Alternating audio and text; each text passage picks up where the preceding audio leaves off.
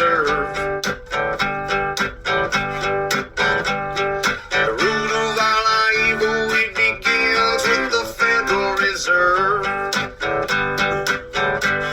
Hey, yeah, well, let's go back in time when everybody was so proud of America. I'm Tommy Salmons. This is Year Zero, the show that revolutionizes personal engagement in the world and fortification of your life.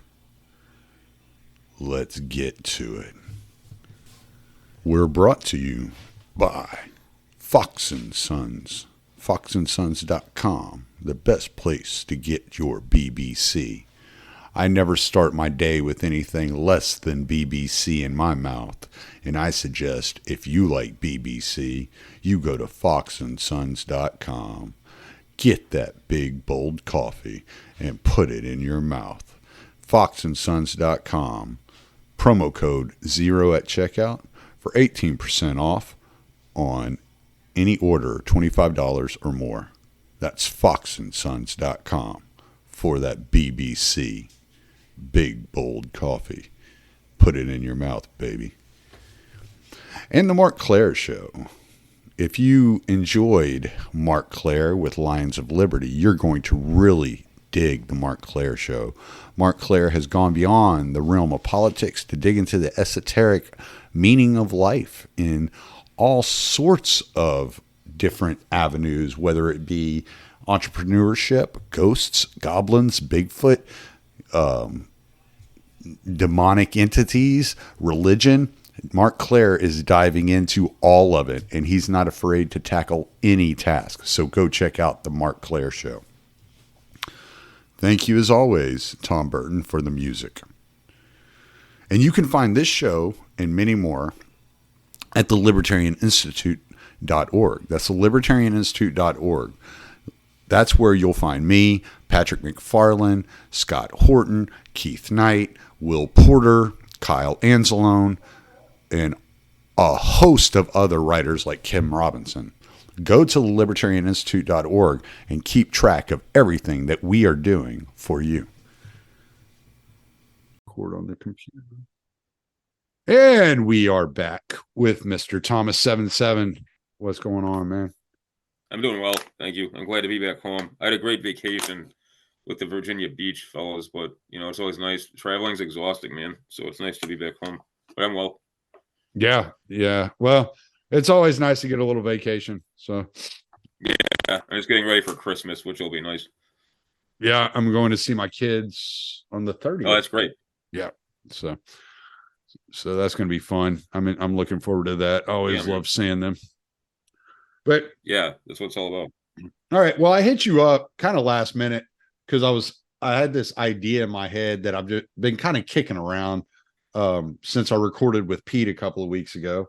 And the reason that it really stagnated with me, kind of like just kept like residing in my mind, is because I used to identify as a constitutionalist.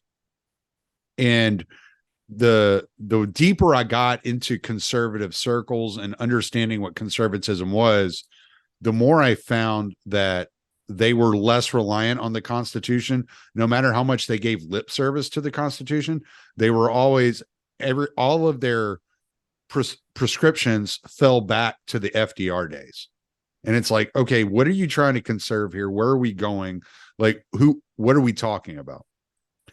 And whenever Trump ran for office in 2016, I recognized him as kind of a Clinton Democrat. It didn't even register to me that he was conservative in any way, shape, or form. And not to go off on that tangent of what Trump represents as far as populism goes. But so whenever I hit you up and you asked me, like, what do you want to talk about? I was thinking about something that Pete had said, that World War II had acted as a new myth or a new founding story for the United States. And it basically designed a new country after that, that the pre-World War II United States was a different nation altogether than post-World War II United States. And knowing how much you love history, I was like, this is the subject to get Thomas on for. Well, the point I always make to people, like a book my dad gave me that's really important is Profiles in Courage by John F. Kennedy. You know, and that's a really interesting book.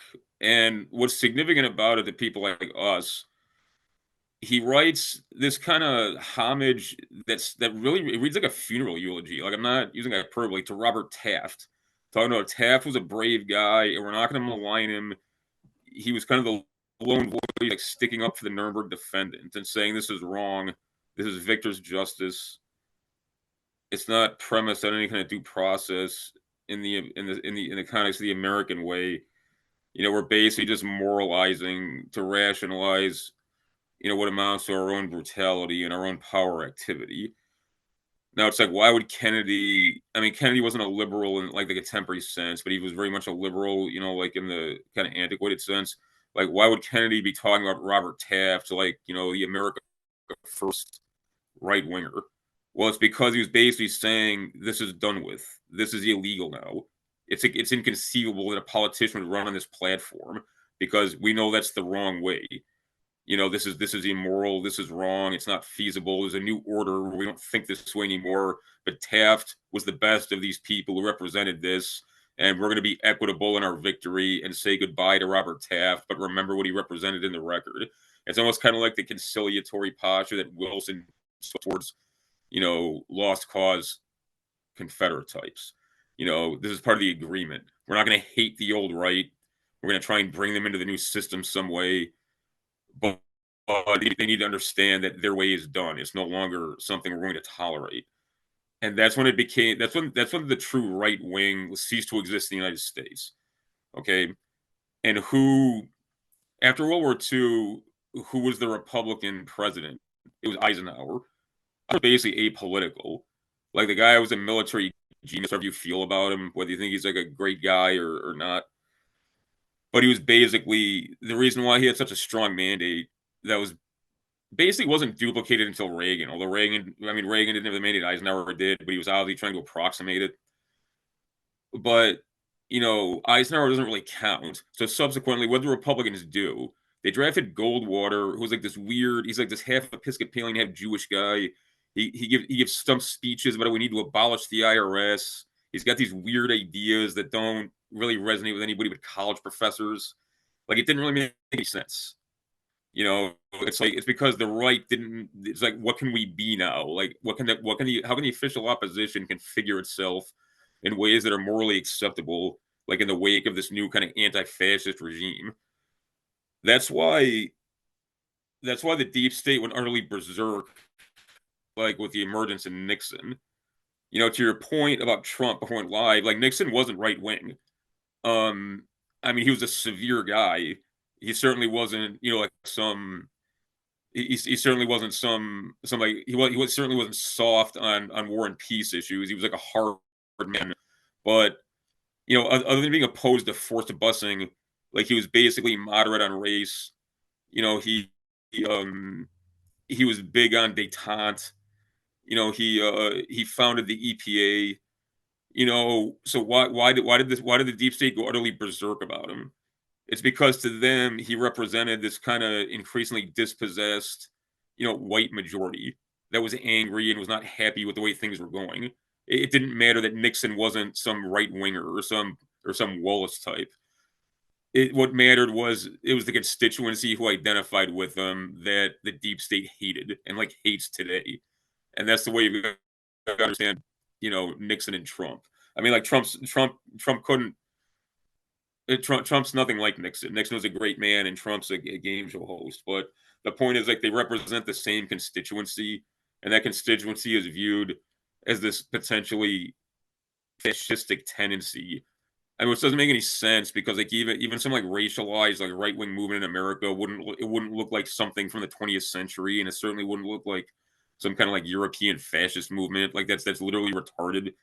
But but a kind of like racially conscious, like self-identified, like populist majority that's like anti-globalist, is America first. Like that's considered to be just like nakedly unacceptable, and it's actually viewed as evil, like post 1948, 49.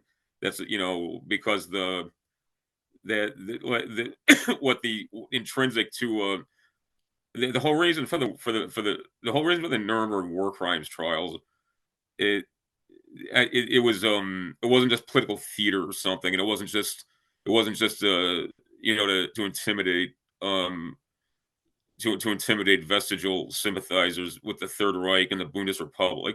Like that wasn't really an issue by that point because the Cold War was emerging in earnest, and like the Red Army was literally like in a occupying like 1/3 of the country. It was about saying like you know and Paul Goddard made this point too. It's not just like my pet idea or something. It was about saying like, look, like this entire modality of thought is now considered to be literally criminal. To be right wing is to be like advocating criminality, quite literally. So that's the way to understand it. And that's also why like that doesn't really make sense outside the 20th century. Everything else aside, that's the reason U.S. government's narratives like don't make sense anymore, because that certainly doesn't make sense outside the Cold War. And it's certainly, and especially as World War II recedes into memory, and not just that, but kind of the structures and configurations, like socially, materially, everything else that made the war possible. Like people can't even conceptualize that anymore. It's like when you have these guys, when you have these 85-year-old senators who've been in office since the 1970s, like shrieking about how the Holocaust and freedom, like no, that doesn't make sense to anybody. Aside the fact, obviously, that's cynical and those things are lies, but it doesn't even have like a context anymore. It's like in 1989 when some like 90-year-old Soviet apparatchik was screaming at people for protesting, the lack of a secret ballot in the Soviet Union by saying like you're a traitor to the proletariat. There was no more proletariat in 1989. That's done. It Yeah. doesn't make sense anymore. But yeah, go ahead. I didn't mean to rant. No, you're fine. One of the things that you made me think of was a lot of people will talk about Operation Paperclip, and I wanted to ask you, what makes Operation Paperclip acceptable to talk about nowadays, but nobody talks about Operation Sunrise when Dulles was smuggling Nazi soldiers through Italy up into Sweden. I mean, people have weird ideas about stuff, and there's not the fact that America would put. Well, first of all, this idea that assigning these kinds of moral criteria to total war conditions in the 20th century, that's really arbitrary and kind of at odds with the kind of the brutal reality of high politics. But it's also, America allied with the Soviet Union, and the Soviet Union exterminated 10 million people before a shot was fired in World War II. The Soviet Union literally invented the death camp. You can't say like, oh, this is dirty pool. You had Nazi rocket scientists working at NASA. It's like, well, you allied with the Soviet Union, who categorically exterminated billions of people. Like it's not. But something interesting happened in the late 50s. These guys, including Yuck and Piper, the war hero. Not only did his death sentence get manumitted, but he was actually released around 1959, 1960, and so were a lot of other company-level officers. As the first Berlin crisis emerged, it became clear that, well, the Bundeswehr needs actual combat officers, and it especially needs combat officers who've had experience fighting the Soviet army. So suddenly, America began precipitously backing off of very briefly backing off of this kind of like anti-fascist zealotry, and that is when McCarthy issued a speech that was written in part by Francis Yockey, which is fascinating. And McCarthy's whole point of the speech was that we need to rethink these life sentences that we we slapped on these company level officers and higher and the Wehrmacht and the Waffen SS, because if we expect these people to fight and die in huge numbers to protect Europe, you better stop calling them criminals. Okay, that's why. And then as post Khrushchev, as a kind of what passed for even pre-détente, what kind of passed for normalcy set in, kind of like the kind of permanent emergency of the Cold War, but but a certain stability ensued. Um, once again, it became unseemly to talk about these National Socialist veterans and whatever as anything but incorrigibly evil. But that's why, yeah, I mean that's an interesting point. But people are also, but to your point too, people are also arbitrary in what they like get outraged about. Like I don't want to go on too much of a tangent. It's like there's all these like really really weird people who decided they hate Henry Kissinger passionately for no reason, but apparently it's because they think that he's solely responsible for Pinochet's ascendancy in Chile, and to them, like Pinochet is like the most evil man who ever lived. When frankly, compared to a lot of these tin pot dictators in Latin America, he was a pretty moderate guy.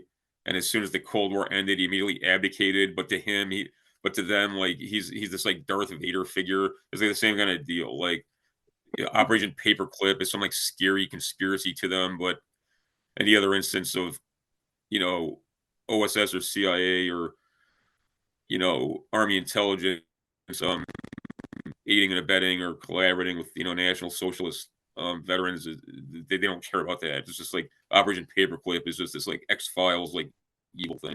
I mean that's the way I read it. There's a certain arbitrary nature to it. There is an arbitrary nature to it, but I couldn't help but think that there was something useful that the government got from covering up Operation Sunrise while allowing Operation Paperclip to be out in the open. Maybe because Operation Paperclip was designed to around engineers and scientists, and that I can tell you why.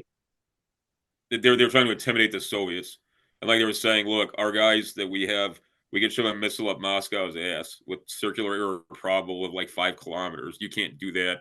We're going to throw what you got. Like, don't even think about it. That's why. I think it's that like crude. It was a flex. Okay. Plus two eventually, because the space program was. I mean, NASA has been a joke since the end of the Cold War, but it was NASA was a huge deal in the early pioneering days of the space program, and there was a guy like von Braun, especially. There's no way like he wouldn't have been like found out. Like you kind of had to just preempt the world media, put him up front, be like, hey, he's one of the good Germans. We know that his background is problematic, but he's now an American patriot. He's here to help. He did nothing wrong. And Mr. von Braun's going to help the cause of freedom by defending us from the communists. I think it was all of those things. So after World War II, the country shifted vehemently. Like you cannot talk, if you talk poorly about World War II, people lose their minds. If you talk poorly about World War I and America's intervention into World War I, people are like, oh yeah, probably. Yeah, it probably should have stayed out of that. But if you bring up World War II, people lose their minds. There was a shift in narrative and propaganda, and I assign a lot of that blame to the advent of the CIA, the amount of power that was given to the CIA over time, the operations that they had acted in as the OSS and as the CIA.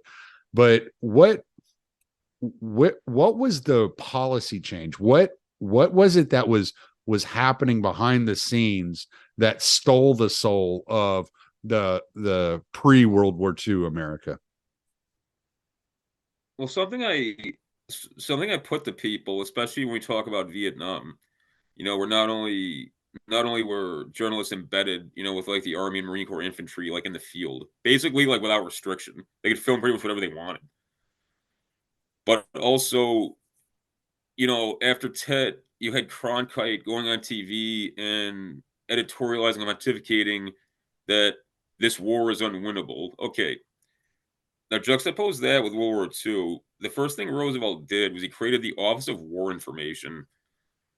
The Office of War Information, within its penumbra, anybody reporting any war news had to submit it to the OWI, and the OWI had absolute authority to censor it.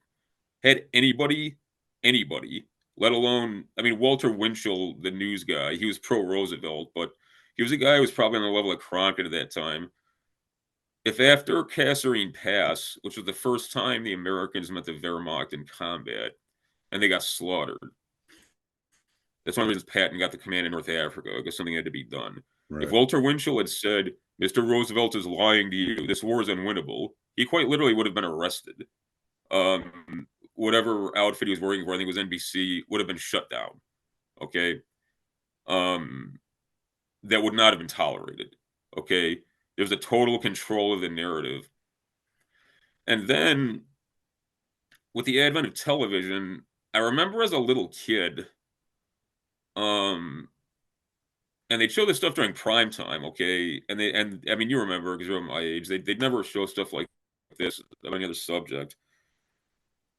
They'd show footage of bulldozers bulldozing piles and piles of naked dead bodies and saying, this is what the Nazis did. You know, totally grotesque stuff over and over and over and over and over again. And the degree to which television really shaped people's perspective, like there's been studies on this, especially the first couple generations of people who are exposed to passive visual media. Like your mind can't tell the difference between something you're witnessing on TV and something in real life for all practical purposes. Okay. It convinced people that the Nazis were basically these serial killer horror movie villains. And the war was about, these are guys who stack naked bodies of women and children 20 feet high and bulldoze them around. You know, they're like Freddy Krueger and Jeffrey Dahmer. And their whole ideology was based on exterminating everybody else and doing this to you and your family. And I mean, people are basically when it comes to sex or violence or those kinds of primitive responses to things that are either upsetting or stimulating or both, they're basically pre-rational. So like in their mind, if you say World War II, like this is what they visualize. And they're like excited by it or disgusted by it or both, but all they know is that it makes them disgusted, and then they get mad. I mean, it's that simple, you know. I mean, imagine if during World War One, in every movie house, there's like reels of guys coughing their lungs out from poison gas, you know, or like rotting bodies on barbed wire, like day after day after day after day after day. I think people would have developed the same kind of perspective, I think. You know, then juxtapose that with an educational curriculum that's, you know, if you discriminate against people, you're a racist. And racists are these guys who strip people naked and kill them and then like throw their bodies in mass graves with bulldozers. Like that's what you are. You know, if you believe in the right wing, that's what you are. You know, this stuff sounds simple, but propaganda is simple. Propaganda is, if you want to propaganda to people, you don't write a 500-page book and hand it to them in the airport and say, go home and read that and highlight the important parts. You show them naked dead people over and over. You know, you show them some guy, you show them some Slavic looking guy with, you know, dark circles around his eyes, like shooting a little kid in the face. You know, like, and you do that every single day. You know, and eventually it's just Pavlovian. That's why.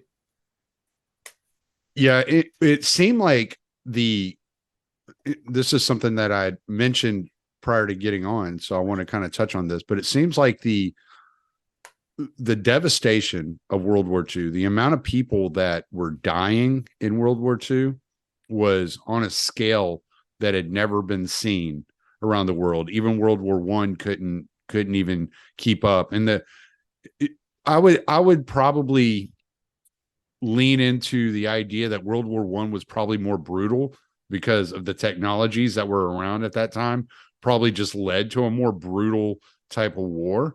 But World War II had such higher casualty rates that there had to have been some sort of socially moral kind of dilemma that was occurring, knowing. I can tell you what it is. In World War I, absolutely. If you were in the combat infantry, it was way, way, way, way worse. World War II, it was an ideological war. It was not a war for territory because that was obsolete. I mean, there was a territorial imperative with what the German Reich had to accomplish in order to survive as a nascent superpower. But in a war of ideology, human beings are the standard bearers of the enemy idea. The enemy idea can only exist in a human mind. And to destroy the enemy idea, you've got to categorically exterminate the vessels of the idea. So in World War II, the civilians just got obliterated, regardless of age, sex, overall health, women, children, old people. It didn't matter. It was very deliberate. Okay. Curtis LeMay very candidly said that, we flew B-17s underneath the jet stream in Tokyo, which exposed us to catastrophic enemy fire, but we killed 100,000 people in 24 hours. Like, he was very candid about this. Mm-hmm. Okay.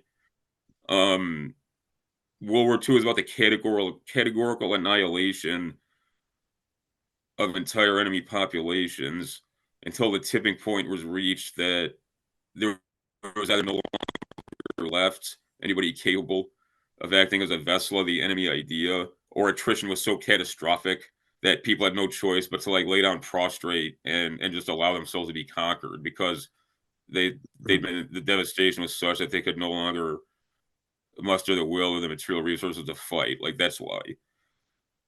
And that's also why Vietnam became ruled by the body count. I mean, it sounds tangential, but it's related. If your victory metric is we've got to kill the idea of communism within this discrete territorial domain, that means we've got to annihilate the vessels of the communist idea. And sometimes that's a woman or a little kid or an old person. And sometimes that's 10,000 of them. Sometimes it's a whole village of them. That's why.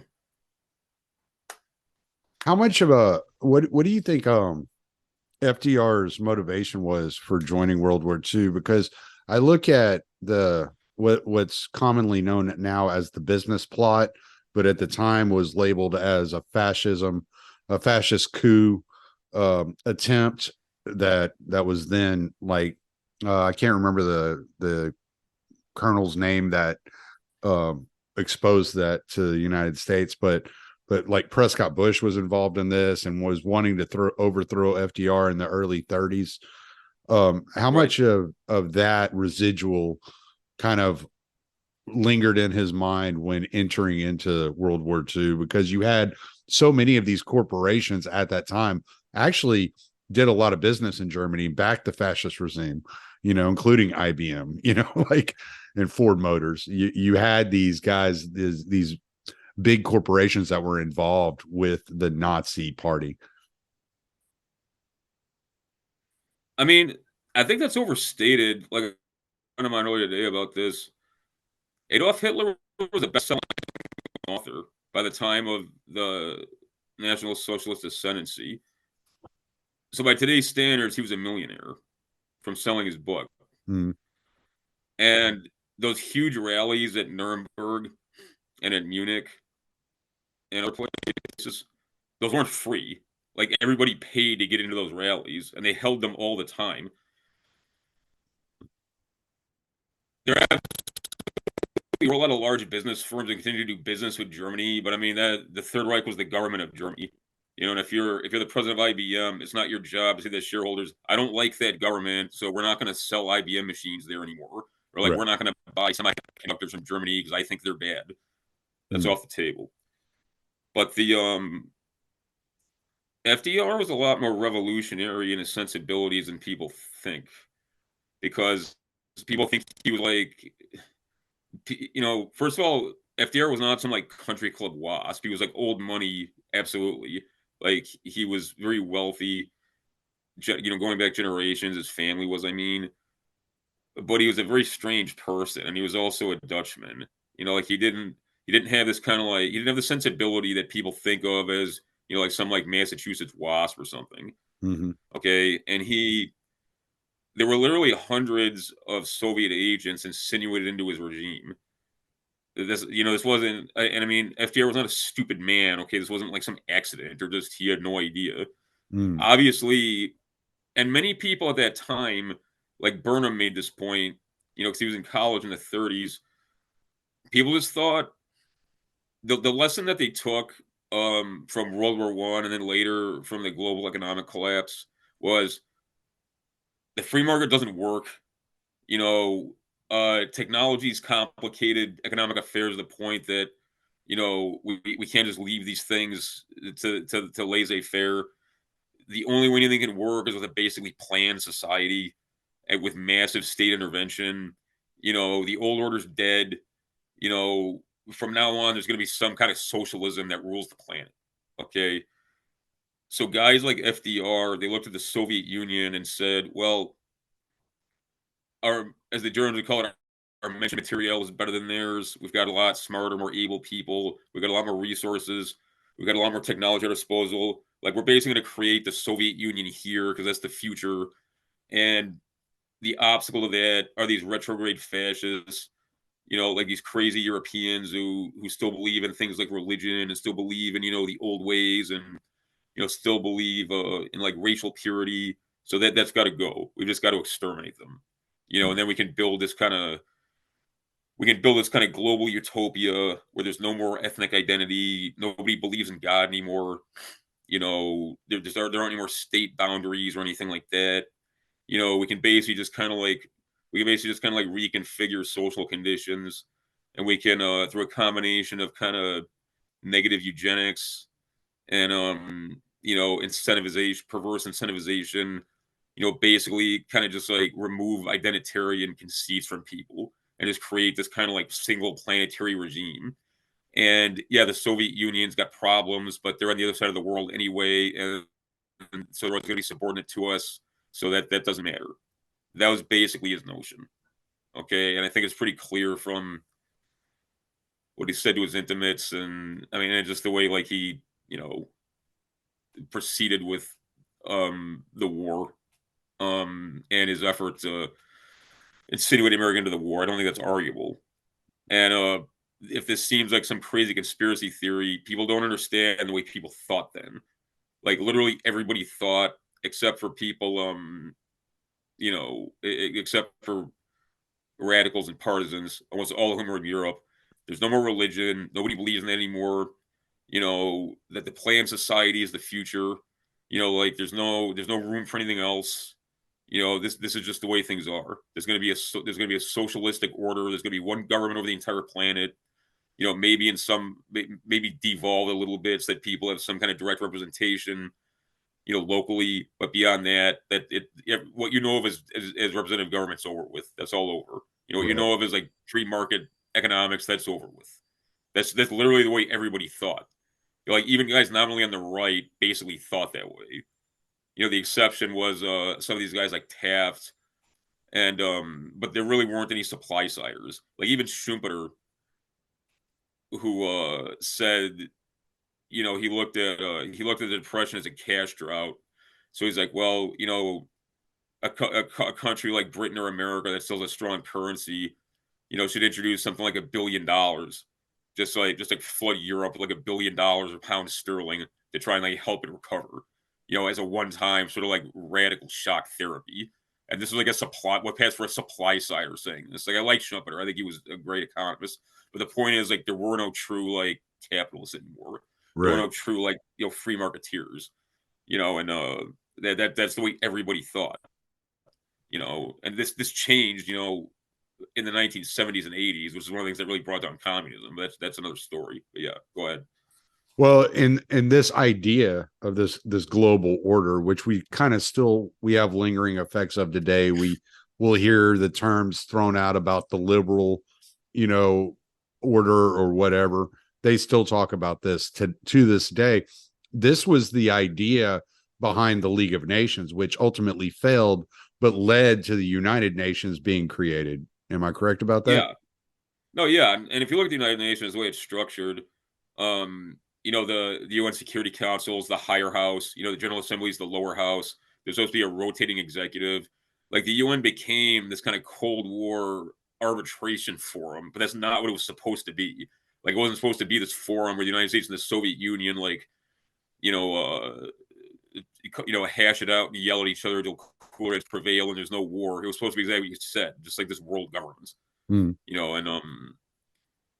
And yeah, that's exactly what that's exactly what the notion was.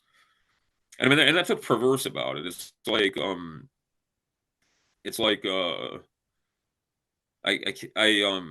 Michael Jones made this point kind of obliquely, but like this idea that man's got to be conditioned to be more suitable to some sort of government bureaucracy that's incredibly perverted.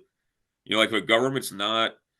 I mean, the government really only exists to guarantee the posterity of a people and to find ways to mobilize in event of emergency, primarily warfare. Like this idea that the government's job is to make black people act the way it wants them to, or to make men and women get along better, or to make little girls be more interested in engineering. That's totally, totally, totally bizarre. Like aside from the fact those ideas are fucked up, that's really, really, really weird. Yeah. This idea like we've got to eradicate people's kind of natural behavior patterns because we need government. I mean, like that's totally backwards. It's like saying we need a fire department, so if there's no fires, let's go start some because we need a fire department. It's totally backwards reasoning. Right. Like it sounds like I'm being obtuse, but I'm not. And it's like that's why. I mean, that's why the current regime is so strange. It's like it's this regime that's structured to fight the Cold War and not really anything else, but it refuses to go away. So it does things like deciding the seasonal flu is a deadly emergency, or like some people holding protest signs because they don't like it that Biden was insinuated into the office. They declare that this is like a deadly insurrection. That's really strange. In the past, at least, governments found ways to kind of, at least superficially, kind of comply with the spirit of the age. Like America's like the Soviet Union in that regard. It's like super, super out of touch with like what it needs to, like the government. I mean, like what it needs to do in order to kind of like remain credible and viable. Like pretending it's forever the Cold War, or pretending that the flu is going to kill us all. Or I mean, that's not the way you do it. Well, they had this illusion, and we're kind of getting more into modern, society, but that's fine. They had this kind of illusion going into the internet age that they could control the internet the way that they had controlled television for so many years. They had no idea the what they were opening up, the can of worms that was being opened, and the way that people like you and I could just put our voices out there and people would listen. No, 100%. Yeah, it totally annihilated their bully pulpit. That's what like younger people don't understand. Really, I sound like an old. I'm an old person. I'm totally fine with that. I like being an old person, but like younger people, they don't understand like what the bully pulpit was like when it was literally just like one-way communication and like nothing could fuck with it. It was crazy in comparative terms. But no, if you want to take it back to the topic at hand, I didn't mean to jump. No, that's fine, because I think it fits in to just the mindset, the way that mindset shifted after the war. But something to your point, and this is important, like about what kept the way it was possible for the official opposition, which was like the right, the America First right, after it was abolished. Like the Cold War is really kind of like what salvaged the American system, because then to be right wing was to like want to fight Ivan and be like take a hard line on the Soviet Union and communism, and that was a real thing. Don't get me wrong. I'm not one of these guys. I don't really think the Cold War should have been fought, but I mean, aside from that, like it was existentially real. Like there was a Soviet Union, there was a Warsaw Pact. It did have designs on world domination.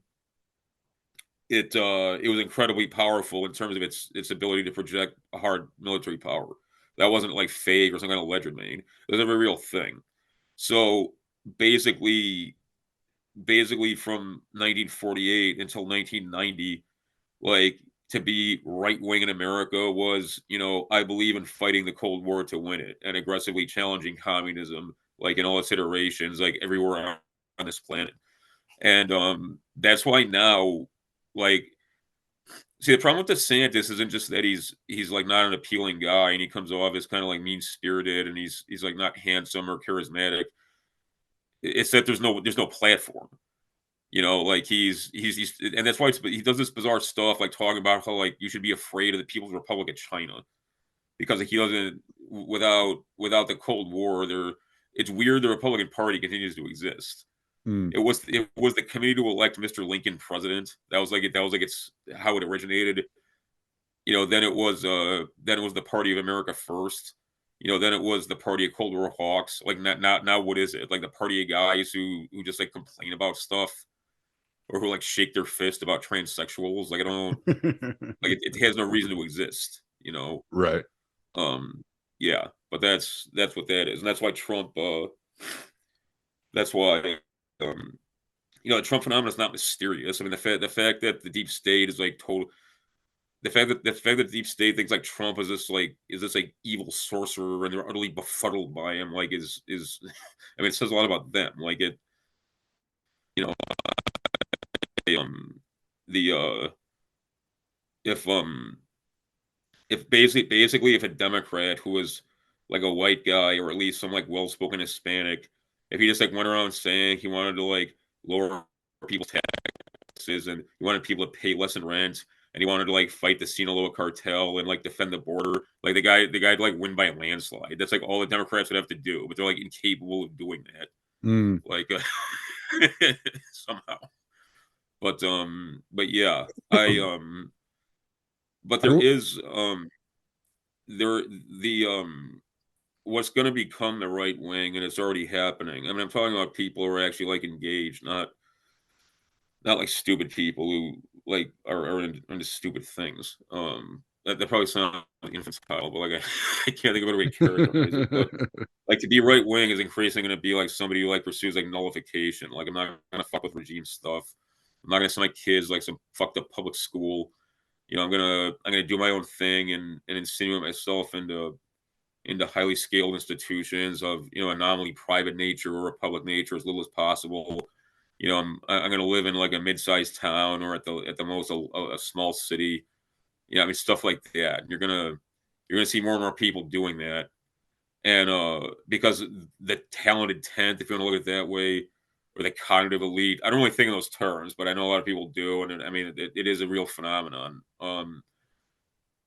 But they're going to be disproportionately represented among these like nullification among this nullification class. So they're going to develop clout just by virtue of the fact that the regime's going to need them to do stuff. And if you need people to do stuff, like saying I hate Whitey and Whitey is mean and I love weird sex stuff, you're not going to be able to woo their sympathy by doing that. So the regime's going to have to change its tune or die.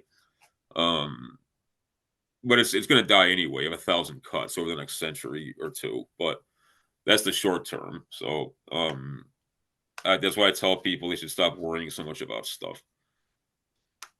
I find it weird that because I drive a truck and I used to drive over the road. I was all over the place. That's a tough gig, man. Well, there's I was a courier driver. I drove packages over the place, like literally like all over the place. And like over the road trucking. I mean, that was like exhausting. Just driving a package around like 10, 12 hours a day. I can't imagine over the road trucking, but yeah, go ahead. There's a town in Oklahoma, and I used to drive through it all the time. And that was a weird state. When you're driving into the town, they have this like it's kind of like to the soldiers, kind of like a statue and these different things there. And I would drive past it all the time, and it never caught my eye. And then one time, and then Trump dropped that Moab, and everybody on the news went crazy because this is the first time he's ever looked presidential and all this crap. And I'm driving home through Oklahoma, and I look at that little monument they got set up there, and there's actually a Moab sitting in there. And I'm like, oh, it was like this big missile, and across it said Moab. And I Yeah, was like, right. that is so weird. No, it's a very severe. It's a very severe looking piece of ordnance too. Like I know, I've seen them. I know what you're talking about. Right. Yeah. You can't miss the thing. Yeah. And I'm like, that's so weird. So I wanted to ask, that being said, because I always thought that was just the strangest thing. Like, I understand monuments to soldiers that have done something incredible, but I'm not sure about monuments to weaponry. Like, that's kind of odd to It's very me. fetishistic. Yeah, it's very fetishistic. I mean, don't get me wrong. Like, there's nothing wrong with guns, and like, I like them, but Yeah. there is such a I mean, thing I as like like guns, there is but such a thing as like weapons fetishism, and that's just like weird. right. I'm It's not gonna just get excited odd. over a bomb. Yeah. Yeah, I'm Yeah. not gonna look at a bomb and be like, it's so awesome. Like, This like huge it's so fucking phallic sexy. symbol Look at it. sitting in the middle of your town that Yeah. says Moab across it. It's very very weird, man. Yeah, But it's very weird. but I want to talk about the nuclear explosions. All right, specifically Hiroshima. And this is going to get back to the moral injury, especially on a social level. I found out here recently that Hiroshima was the home to the largest number of Christians in Yeah, Japan. That half yeah. of the Christian population of Japan was killed in the nuclear explosion. The first nuclear bomb ever dropped killed half the Christians of a nation.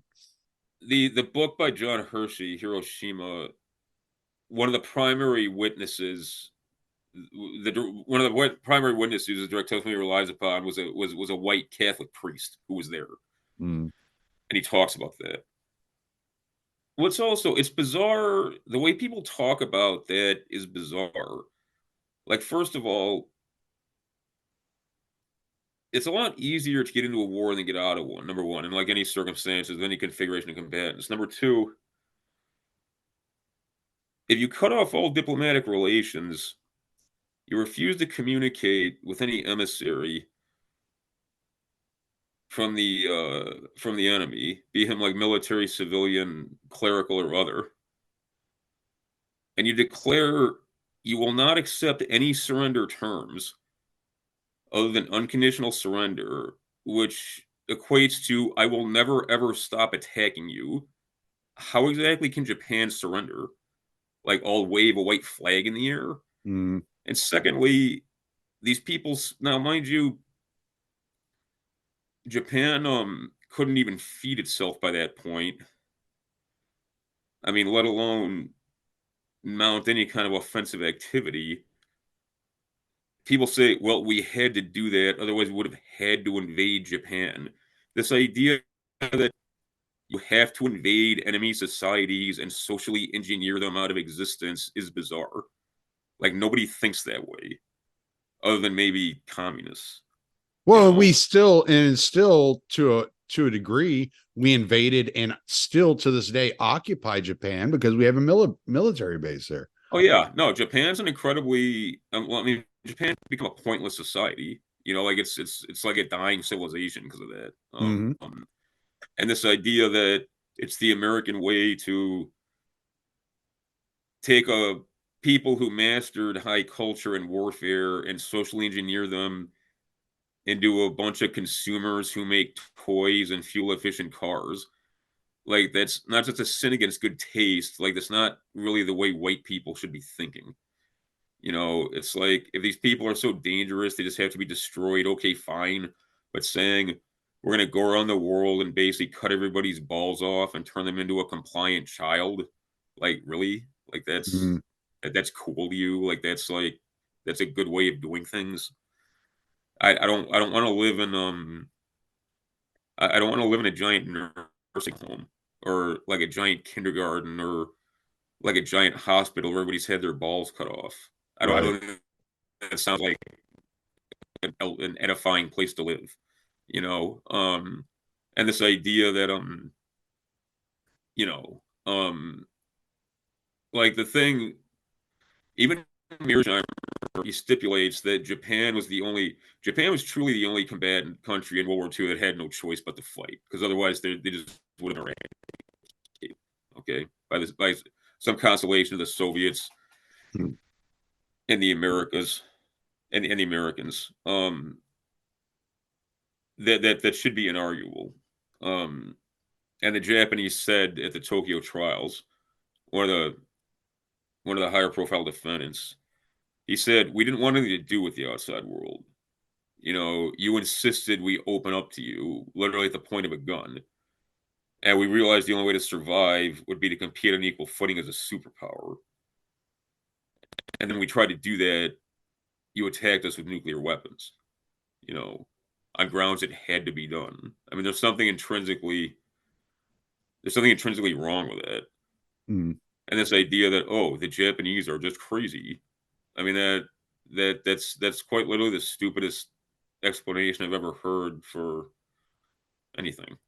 You know, that's like the court narrative. The Japanese are crazy people who went to war for no reason whatsoever. You know, and of course, too, I mean, nuclear weapons arguably don't have any utility outside of incredibly narrow paradigm that emerged during the Cold War, where there's basically one conflict dyad. The stakes are truly planetary. There's literally no interdependence between you and the enemy, and therefore, by annihilating them, you know, your victory metric is literally how do you kill the enemy society, which in the case of the Soviet Union would have been imposing attrition of about 80 million people, give or take. You know, that's really the only condition where nuclear weapons are utile. But what's crazier even is that the bomb was designed by a bunch of crazy Zionists who wanted to use it to exterminate Europe. And Americans are like, you don't exterminate your own civilization. That's literally insane. Like, I don't care if Hitler was the most evil man who ever lived. That's like saying, I killed my brother, I cut his children's throats, I raped his wife and shot her, then I set his house on fire because he was a bad guy and he drank too much. It's like the moral equivalent of doing that. Like, Yeah. you don't kill your own civilization because they're bad guys. You know, that's and I realized after the Oppenheimer movie came out, like, I heard people talking. I mean, not just on the internet, but like in real life. I realized like this country's full of people who are literally crazy. Like even if they're basically deracinated and have no kind of culture and and they're trashy people. Like the idea that you could wipe out, civilization is actually very, very, very, very rare on this planet. The idea you could just like wipe out Europe, and then we like live in a civilized world is totally insane. You know, it's like you want to live in a world that looks like sub-Saharan Africa. You know, like I'm not a particularly prejudiced person. I mean, the different races like are what God made them, but I don't particularly want to live on a planet that looks like sub-Saharan Africa in terms of behavioral modalities, okay, and cultural artifacts. You know, it's this idea that, well, the Europeans were bad guys, so turning Europe into this irradiated desert would have been a good idea. It's like there's some kind of like cognitive disconnect in America. People think because even to this day, I mean, there's just like incredible wealth here. It's ridiculous. They have this idea that like these things just like fall out of the sky. You know, it doesn't take, it doesn't take centuries of engineering and sacrifice and accumulated knowledge to like create this stuff.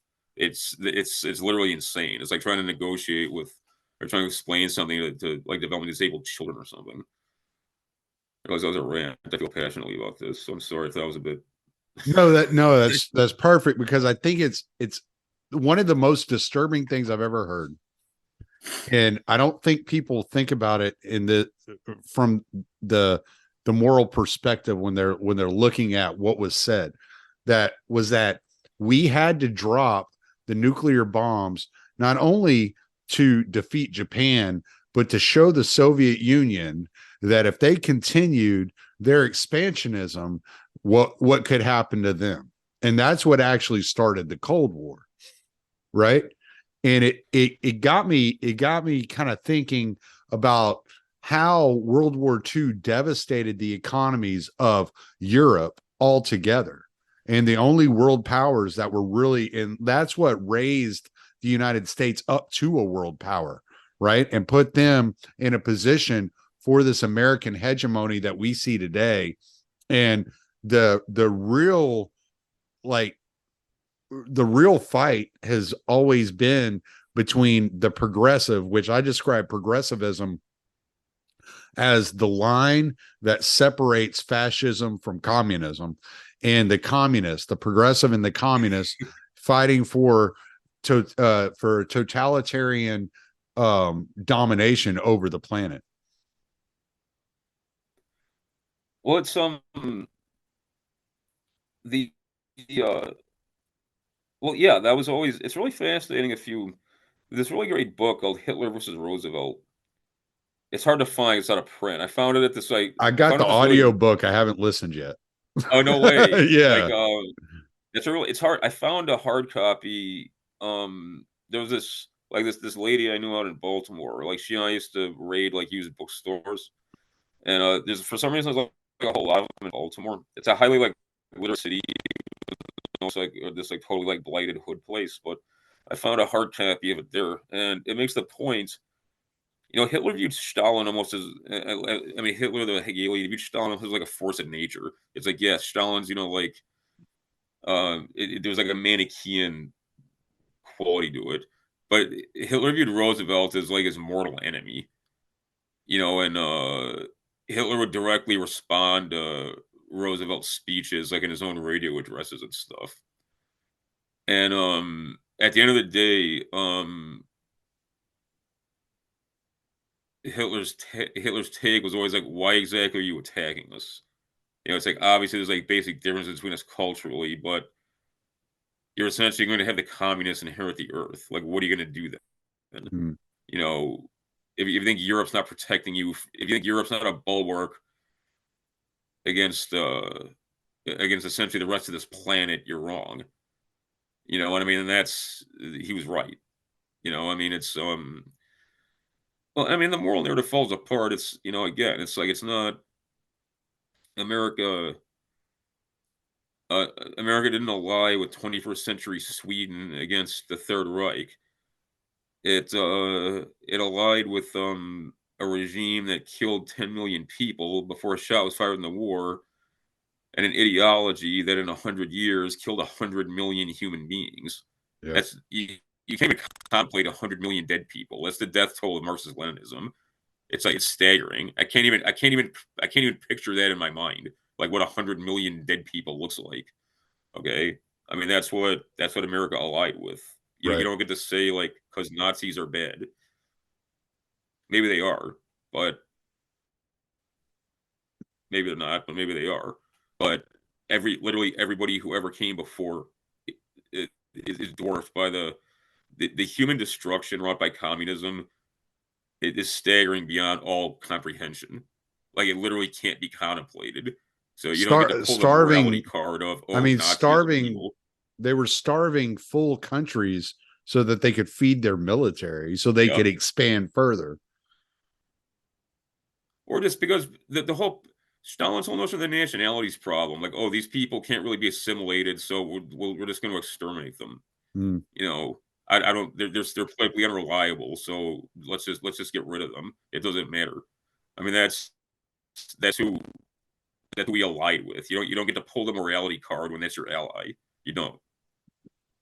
How much do you think that the modern conception of communism and fascism hinges on the idea that FDR had so many communists in his cabinet? Well, I mean, it's like I said, like even guys like Burnham, and admittedly he was like a very, very young man when he was associating with some of these Trotskyist types on like the Harvard campus and stuff.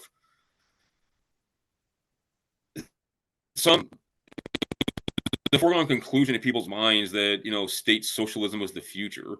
So you had communism had tremendous ability to fascinate or captivate people's imaginations. It was short-lived. I think a mistake people make today, people seem to think that the left today is a Marxist. It's not at all. Communism very much had an expiration date. Like it didn't really. I mean, nobody's really a communist anymore. There's some old fossils, to Chicago, like guys who like literally like were waging the Cold War on like the intellectual front. Like those guys that still like identify as communists. Or if you went down south, you'd find like old Sandinistas, like in their 60s, you know, or something. But you know, it's something that's hard to conceptualize now, like because it's such a dead ideology. Like how it could have had that kind of like animating momentum, but I mean, it really did. And most people prostrate themselves before power, and I mean, not just like power in an immediate sense, like a man with a gun telling you to do something, but if some idea or set of ideas seems to have just absolutely like monolithic, monumental power, like most people just say like, well, that's the way things are. It's almost you know it's pre-rational. They don't even think about it. You know, and in in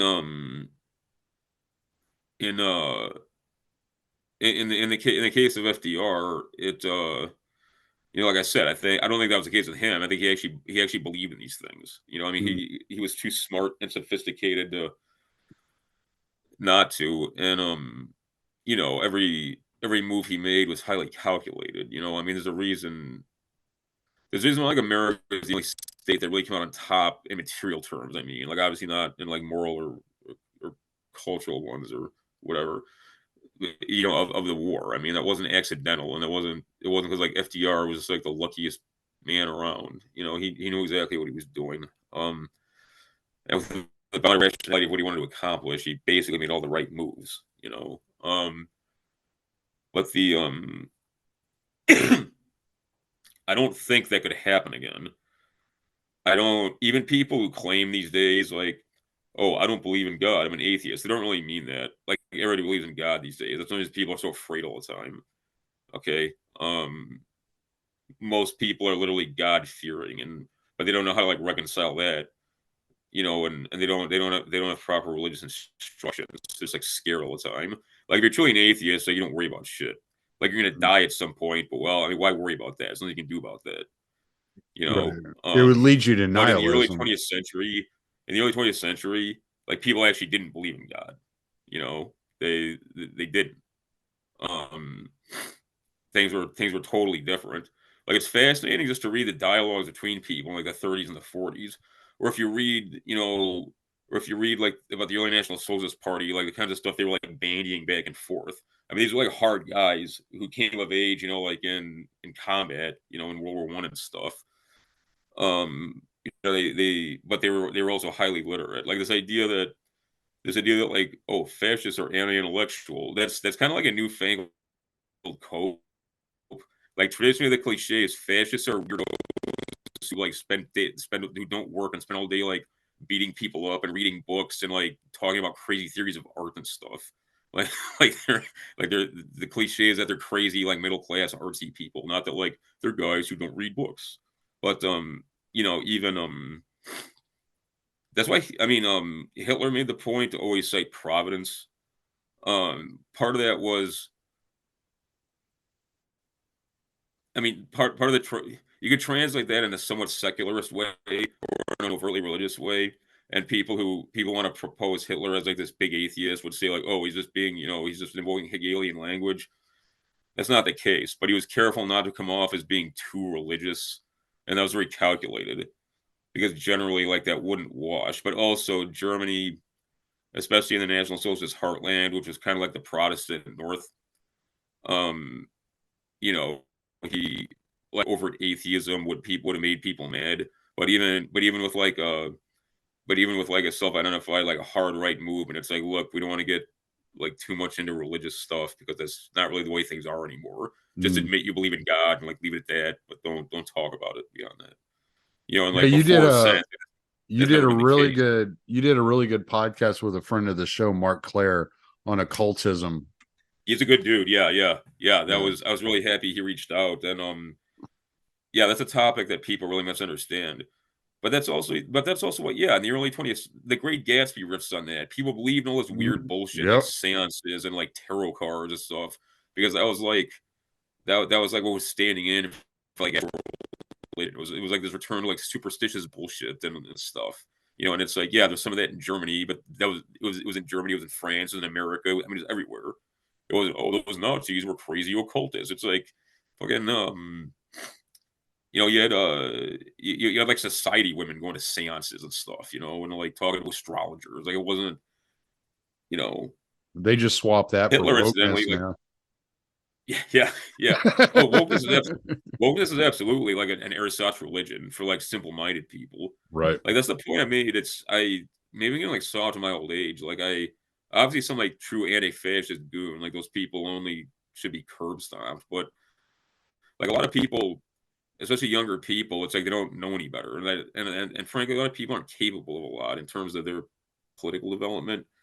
Like these people believe in stupid things because they've never been afforded any kind of education. Like it's not entirely their fault, especially if they're young.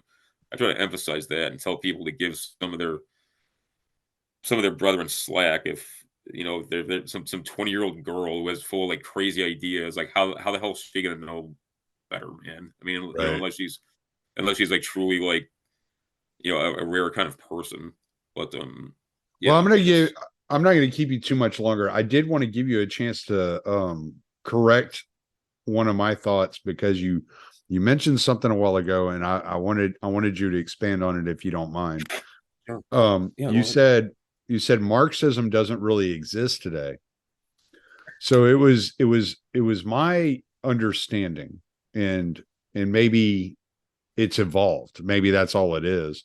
And so it's my understanding that kind of the neocon, like Nikki Haley, um, like type of mindset comes from Trotsky, and that the what we have out of the left, the more woke identity politics, cultural kind of alignment comes out of Mao Zedong's China. It is more of that cultural revolution kind of Marxism. Am I viewing what is happening today incorrectly? Because part of what the way I interpreted what had happened post World War II was kind of the left splitting into groups, the Marxists splitting into groups, and just evolving this ideology into their own little categories. I mean, there's a Jewish revolutionary spirit that's very real, okay? And that was very much exemplified by Trotsky. And I think these people, the core of neoconservatism, yeah, it was a bunch of Jewish Democrats who defected from the Carter administration and because they viewed the Soviet Union as this like anti-Semitic, like brutish, like almost kind of like fascistoid structure. Okay. Um, People like Nikki Haley, Nikki Haley's like literally mentally retarded. Like she's mentally disabled. She has no idea like what she's saying, like what its origins are, anything like that.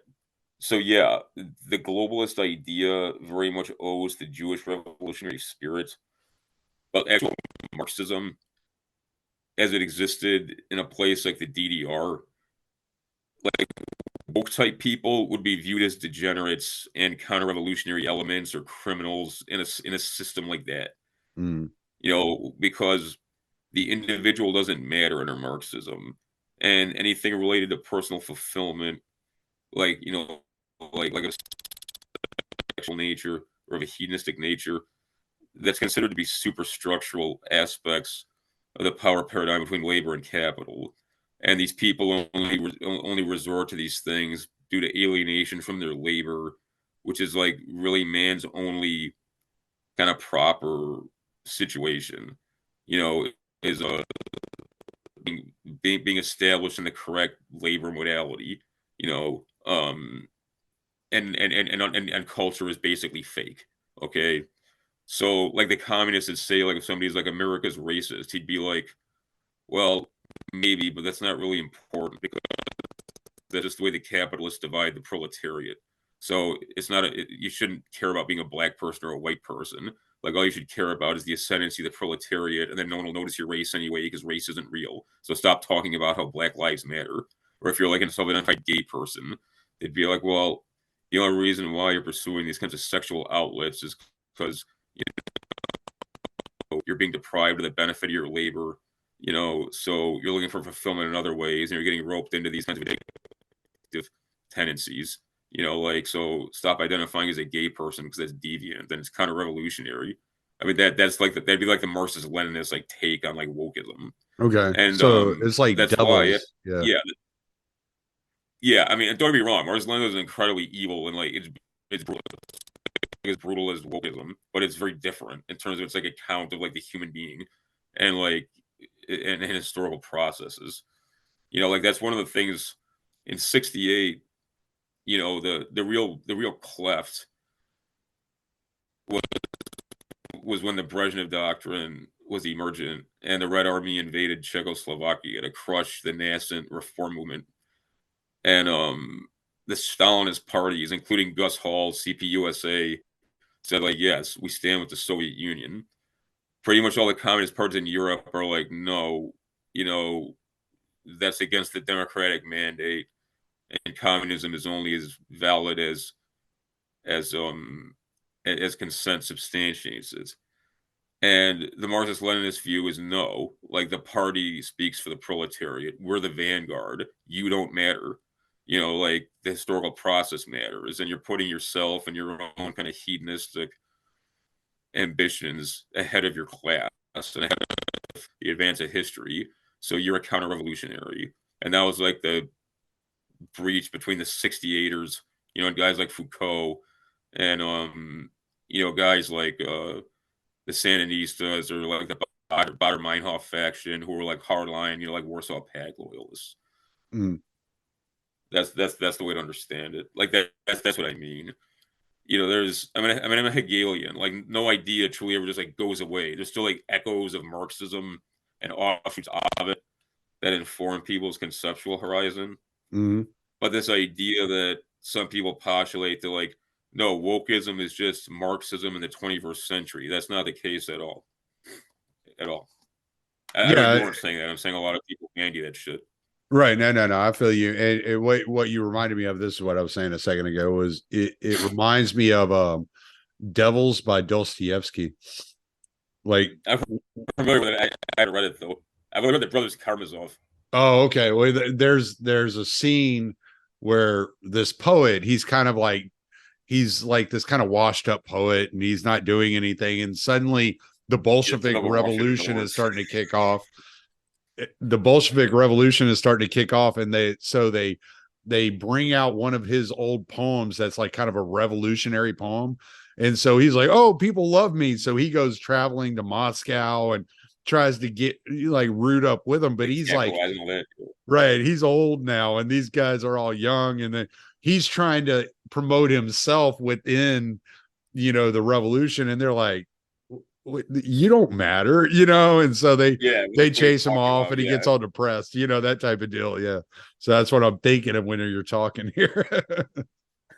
No, a lot of I like philosophic novels are important. Like I really like Somerset Maugham, like Of Human Bondage. But yeah, the Brothers Karamazov is like a fascinating book, man. Like I have it. I have the whole collection of Dostoevsky.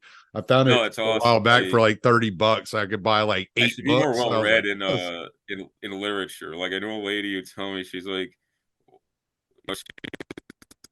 you're a pretty smart guy, but you just like read about Adolf Hitler all day. Like, why don't you actually become like literate? And I'm like, I write stories. She's like, you write science fiction about guys like Hitler. That doesn't count. We didn't really know how to like cut deep because like they're actually correct in most of these assessments. Yeah, but I Dostoevsky's on my bucket list, like more of his catalog than the Brothers K. Crime and Punishment is a great place to start. Crime and Punishment, it's like one of the best books ever. Like, one of the fellas is like, he cites that all the time. Yeah, no, for sure. Yeah, I mean, that's like I said, Dostoevsky's been on my bucket list for a minute. But yeah, we can reconvene and do this again. Maybe after Christmas on the 22nd. I'm gonna convene with Jason and Pete Canones, because they want to have some kind of like powwow, like panel discussion, and then I'm trying to I got a bunch of stuff to do with my own brand things because my workflow got interrupted. But yeah, but reach out anytime. I'm sorry I wasn't available for a minute because I was real sick. But moving forward, man, probably after Christmas, but we can do this again in like a week or something if you want to, man.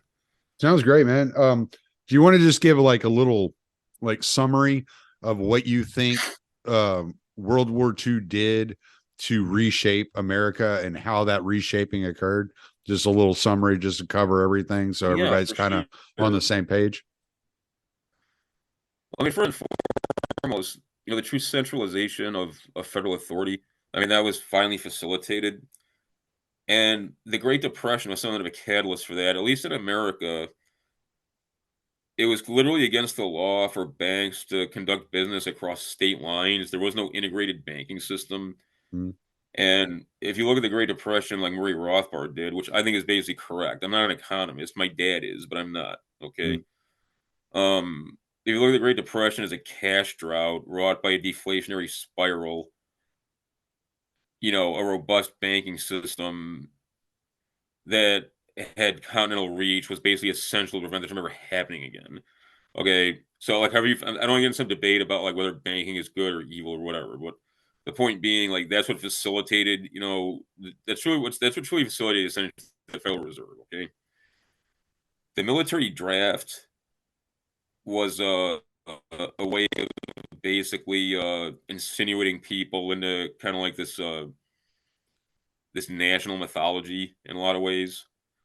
Um, Under the auspices of labor demands, this is really the first experiment in forced immigration of forced integration and trying to crush the Catholic parish communities. Essentially like forcing like immigrants and blacks to kind of like fight it out, quite literally. This was the way Roosevelt took a page from Stalin's playbook, the nationalities problem. And finally, it created an ideological culture that endures to this day, although there's cracks emergent in it, suggesting that you know the right wing, either as an opposition tendency or a dominant one, just like its very existence, isn't just immoral. It's actually borders on criminal. And again, that's why I always cite profiles in courage. Not because Taft was some kind of like extreme guy, but he very much represented what was the American right, which was like America first, you know, not like hardline racialist, but viewed, white Protestant culture as like the American culture, and viewed that as you need to sustain its dominance, things of this nature. Um, and concepts and the shift to viewing America just as a proposition. Like, anybody's an American if they just accept certain, creedal values, which are ill-defined and no one can really explain. But, like in 1920, if you're talking about an American, you basically meant like a guy of like my background, like white, like Protestant, and generally dissenter Protestant, not Anglican. Mm-hmm. People viewed American almost as like, kind of like a bastardized ethnos, like this kind of like bastardized Anglo-Celtic ethnos, but referring to like a distinct people. That all changed, you know. It was all of those things. Those are the big ones. All right, man. Well, I appreciate you having you on and you making the time. I Well, of think that course, man. I think the next conversation will be why diversity is our strength. And no, Yeah, no, that's a timely topic. I'm kidding. I'm kidding. I'm kidding. I figured as much. I'm joking. No. But yeah, we'll get something lined up. Whether Coop's available next time or not, we'll figure something out. If Coop's available, we'll start talking about Hegel. Yeah, he's an interesting guy, man. He's very learned on continental philosophy, and that's and I always like talking about that kind of stuff. I mean, I'm sure it like bores some people to death. I mean, I know it does, but that's kind of like my wheelhouse. So I love talking that stuff because I always learn yeah, stuff. I love the yeah. conversations where I learn. Those are my No, favorite. he's a good dude, man. He texts me periodically, and he's always got interesting stuff to say. So yeah, no, I that'd be great if he wants to join us too. But yeah, He just don't be couldn't a make it stranger. tonight. He had something else planned, so he was going No, to hang out with like some I said, I friends. felt I felt bad. I couldn't commit to anything for like last month because I was real sick and I had a bunch of shit to do. But like I said, man, yeah, we'll we don't talk before Christmas, have a Merry Christmas, and reach out anytime. But let's reconvene in like a week, man, if that sounds good. Merry Christmas, man. It sounds like a blast to me. Go ahead and plug whatever you got to plug. Yeah, I mean, you can find me on. I assume everybody knows you can find me on Twitter or X. It's at real capital REAL _ number 7 HOMAS 777. I'm back on Telegram because they like nuke my channel and they just like unban me. I mean, it's ridiculous. But the fellas really like Telegram, so I maintain a channel there when I'm not banned. It's t.me/Peckerwood Dispatch, but the channel is Thomas Graham, number 7 HOMAS Graham, one word. My Substack where the pod is, and where some of my like medium to long form content is, as well as other stuff, is realthomas777.substack.com. And I think that's about it. I might be having to hop to a new platform, man, but I'll explain that to everybody in coming days. But the big thing after New Year's, the first week in January, I'm going to launch season 2 of the pod at long last. And I got a bunch of video content. I'm going to start focusing more on video content. YouTube channel, which is Thomas TV, but nothing populates it yet, but it's coming, I promise. But that's all I got, man. Awesome, man. Well, I appreciate it. I'm going to go ahead and end the recording. Yeah, man, for sure. Yeah, we'll reconvene in like a week, man. Definitely.